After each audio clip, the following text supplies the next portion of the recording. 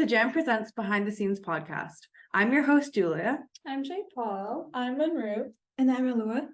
Before you embark on this journey into the world of documentaries and diverse opinions, we want to provide you with a friendly warning. This content is for entertainment purposes only, and the opinions expressed in this podcast are personal viewpoints and not necessarily factual information, although all sources are provided for reference. Viewer discretion is advised. Trigger warnings will be discussing topics such as murder and abuse, and there will be spoilers to the Netflix documentary American Murder, The Family Next Door.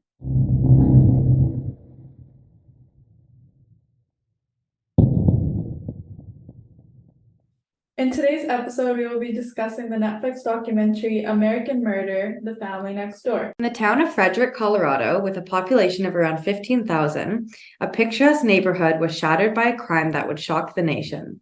This is the chilling story of Chris and Shanann Watts. Chris and Shanann seem to have it all. A seemingly happy family with two beautiful daughters, Bella and Celeste. They lived a picture-perfect life, documented extensively on social media for friends and family to admire. In August 2018, Shanann and her two daughters mysteriously vanished without a trace. As the community rallied together to find the missing mother and her children, Chris Watts appears on TV urging for their safe return. As the investigation deepened, the spotlight turned on Chris Watts. His demeanor and conflicting statements raised suspicion, and the true nature of the seemingly happy family began to unravel. Friends and family, shocked by the revelations, struggled to understand what led to this horrifying disappearance. Shanann's lively spirit and loving nature stood in stark contrast to the emerging details of her. We seek to understand the truth behind the vanishing of Shanann, Bella, and Celeste, and the man who would eventually confess to a crime that shattered the lives of everyone involved. On the morning of August 13th, 2018, Shanann Watts returned home from a business trip to Arizona. Unbeknownst to her, her husband had already made a chilling decision. He had decided that he wanted to be with his mistress, and in his mind, the only way to achieve this was to rid himself of his family. After hours of intense interrogation by the police, Chris Watts finally broke down and confessed to the brutal murders. He admitted that he had strangled Shanann in their bedroom and, in a moment of pure evil, proceeded to suffocate his two younger daughters, Bella and Celeste, in their beds. The brutality and lack of remorse displayed in his confession were chilling and incomprehensible to all those who heard it. As investigators delved deeper into Chris Watts' confession, they discovered the extent of his deceit. Initially, he attempted to shift the blame onto Shanann, claiming that he had killed her in a fit of rage after witnessing her strangling their children. However, the evidence uncovered did not align with his version of events. Chris Watts' motive for the awful act remains shrouded in mystery. Some speculate that his desire to be with his mistress led him to commit the unthinkable, while others believe financial pressures and the crumbling marriage played a role. Regardless of the motive, the world has left stunned by the monstrous act committed by a man who had once been a husband and father. The shockwaves of the Watts family tragedy reverberated through communities across the globe. Candlelight vigils were held and tributes poured in for Shanann, Bella, and Celeste. The case sparked heated discussions about family dynamics, mental health, and the importance of recognizing warning signs in relationships. The confessions of Chris Watts opened a dark window into the human capabilities for evil. It exposed the fragile truth of a seemingly happy family and served as a reminder of the importance of communication, empathy, and support within relationships. The tragic tale of the Watts family remains etched in the collective memory, serving as a haunting, cautionary tale for generations to come.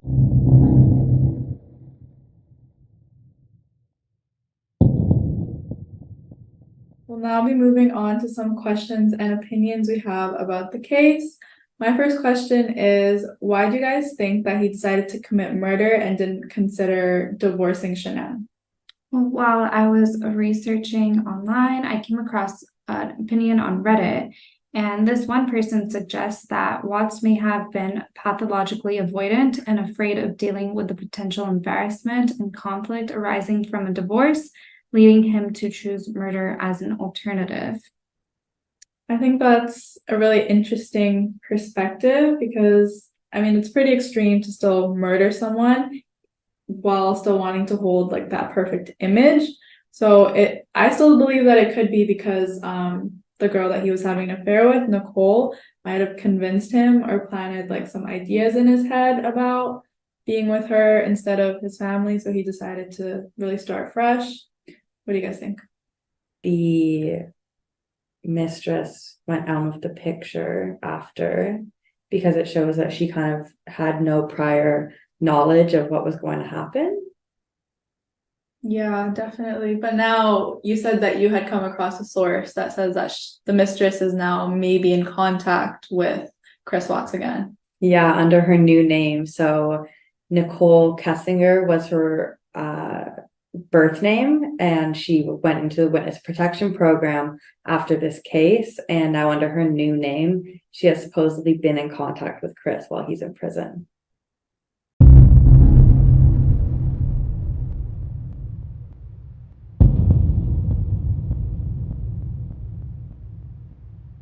So what were your guys' first reactions to the documentary when you first watched it?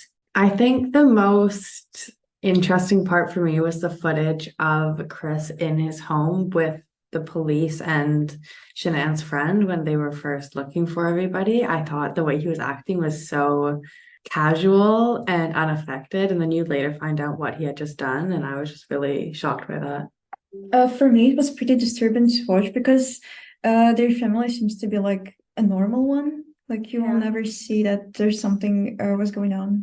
Yeah, I agree. I think I kind of thought he did it when the neighbor said he was acting really suspicious and then flighty, and then I just started paying more attention to his behavior, and it definitely seemed off. Yeah, no, I definitely think that's when I first picked up on the fact that maybe he had something to do with it as well. Because even when he was in his own house, like seeing the text messages that he was like looking at on her phone, seeing that he texted her at 7 a.m. shows that he was really trying to cover it up. And then when they walk into the neighbor's house, he's trying to like play everything off, how the truck, he's like, I do that every morning and stuff like that. But the neighbor was like, that's definitely a lie. So yeah, I thought that was very suspicious. Also, when the police said the house looks almost too clean, so he like really scrubbed it down and like made sure that there was no evidence in the house. Yeah.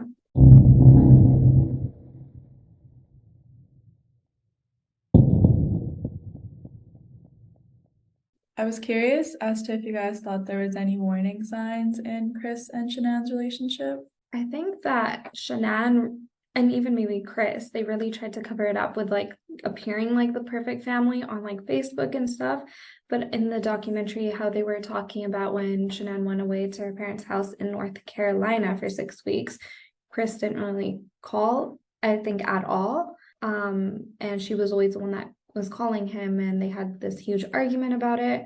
So I think that's definitely a warning sign in a relationship. If you're married, you should not go 6 weeks without talking to your husband or your wife or even your kids, at that point. Yeah, I think that's not necessarily a warning sign of what he was gonna do, but definitely just for the relationship overall, not being able to not call for 6 weeks might show like a very strong like disinterest. Yeah, that's definitely true. I don't think like anything could justify like what he did, or even really give a warning to it. We don't know him personally, obviously, but he did seem pretty normal. Yeah, I don't know if there were any warning signs leading up to the murder for sure.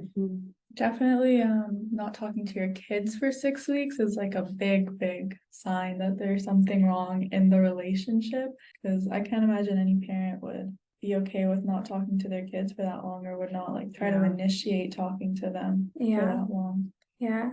And I think we also found another source that was citing that they were having financial issues as well. Right. So in an article by Marie Claire that came out in 2020, it writes about how the couple had filed for bankruptcy back in 2015, way before the murders. As court documents showed, CNN reported shortly after Chris's arrest that they had just purchased a $400,000 house, and there were about $70,000 in combined student loans and credit card debt. In the document, it shows that Chris was the family's primary breadwinner, taking in about $63,000 with their joint income of $91,000. So it was really not enough to pay off their debt and student loan.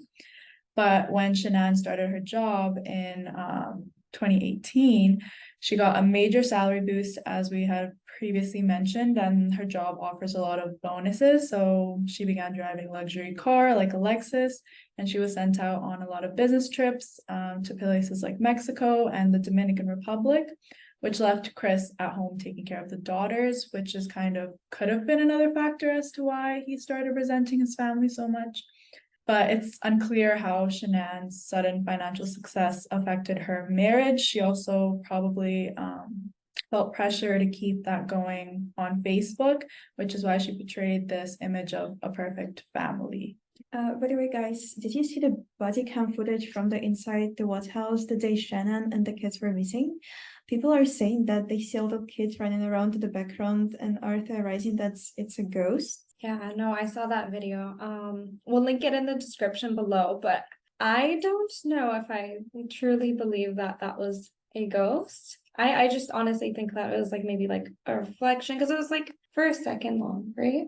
I agree. I think some people are saying that Nicole's friend who was there helping look for her has a daughter and that it could have been the daughter, but it also is a creepy video to watch, just seeing like a little girl in the background and no other adult is really paying attention to her, so it really could be a ghost. You never know. I really do think that there was a kid there. You can see it in the video, like clear as day that it was a kid. It's not like, there's some YouTube conspiracy videos where it's like, oh, like the tiniest little shadow, but like you can clearly see it's like a kid dressed in like pink and it's just super short. So obviously it's just a little kid.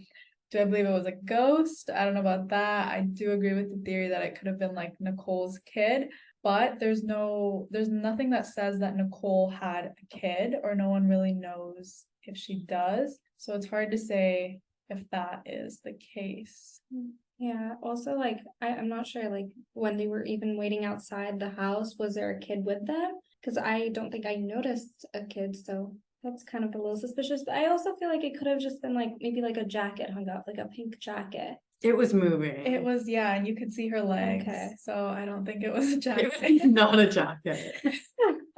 But they could have just not wanted to show the kid in the documentary, which is totally fair. But then the whole thing is like, why would you let a kid at the scene of a crime seemingly like could have messed up with evidence or all that? So that's like really unprofessional on the police's part. Yeah.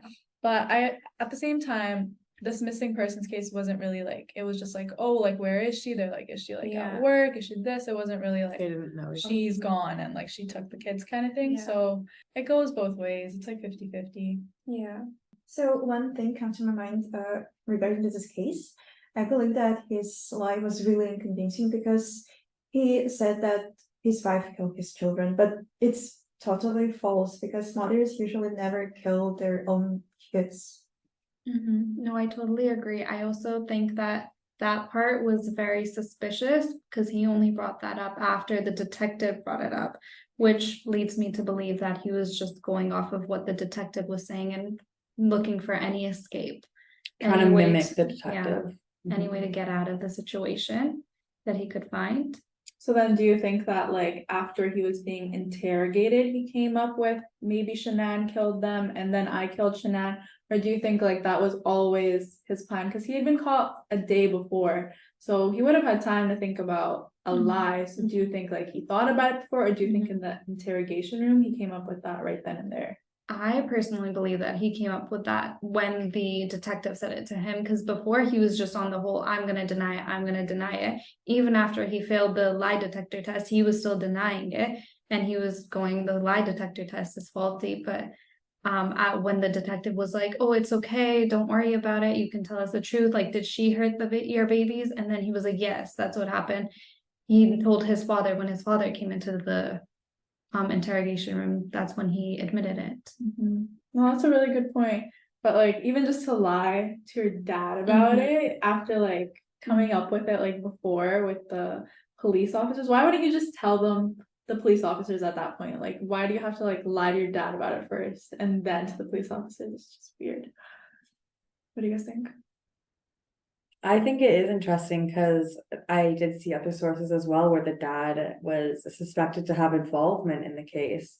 and that Chris had driven to his dad's house, I believe the day of or the day after. So I also find it interesting that there's these suspicions of involvement, and also the dad showing up and these kind of discrepancies being told in the interrogation room. See, I don't know if I believe that, because if you actually watch the documentary, you'd see like when the dad was trying to convince like Chris to like say he really was, you could just tell he was like, like tell the truth, like what happened, what did you do kind of thing. It just didn't look very like fake to me. So I don't think the dad was involved.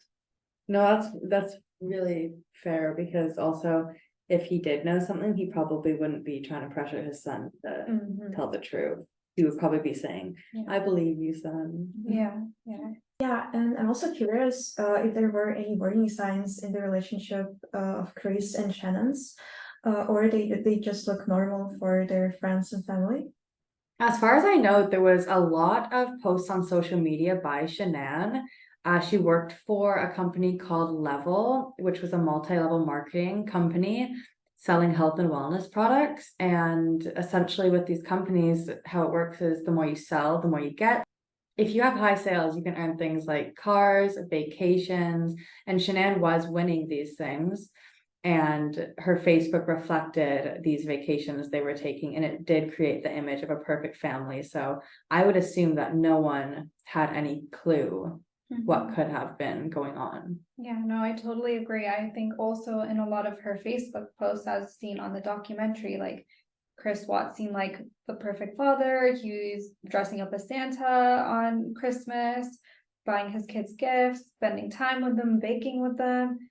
So it's just really crazy and shocking that somebody that seems so normal and is so loving with his kids can go out and murder them as well. See, but that makes me wonder if Shanann kind of like, there had to have been some sort of warning signs, like to Shanann, in my opinion, because sure, she can portray like this perfect family on social media, but like you must know what your partner's like behind the scenes. So like obviously there's no answer to this question, but like I would think that Shanann has like some red flags that Chris was showing beforehand, maybe not to the point of like murder, but maybe like aggression or like violent outbursts or something. What do you guys think? I would agree, especially just with him having an affair.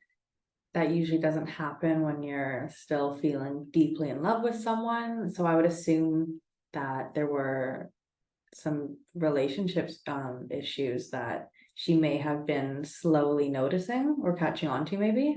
Yeah, behind the scenes, there's definitely something going on, and maybe like sometimes people portray the perfect family online to cover up what's going on behind the scenes. That happens a lot of the times as well. So maybe that could have been the situation. What sucks is that we're like never gonna know the true story because all the people involved to like tell it are dead, except for Chris, but we know he's not very credible and lies about his stories a lot. So we'll never really know the truth. Speaking of Chris Watts's lies, letters are currently circulating where Chris Watts is describing exactly how he murdered his family in these letters to a woman named Sherilyn Cattle, who struck up correspondence with him while he was in prison. So in these letters, he actually admits to killing Bella and Celeste first, but he notes that they ended up actually waking back up. And so this kind of proves that he tried to kill the daughters first and then later went and killed Shanann. But in the police interrogation videos, he said that Shanann was the one that tried to kill them. So I think that just really shows exactly how much he lied. And it does make me curious what else he's lied about that we haven't found out yet or that he hasn't admitted to yet. So in that same letter, he also admitted that it was premeditated because he says on August 12th, when I finished putting the girls to bed, I walked away and said, that's the last time I'm going to be tucking my babies in. And I knew that was going to happen the day before and I did nothing to stop it. So this kind of shows that the murder was premeditated, whereas in the interrogation, it kind of made it seem like it was a spur of the moment decision.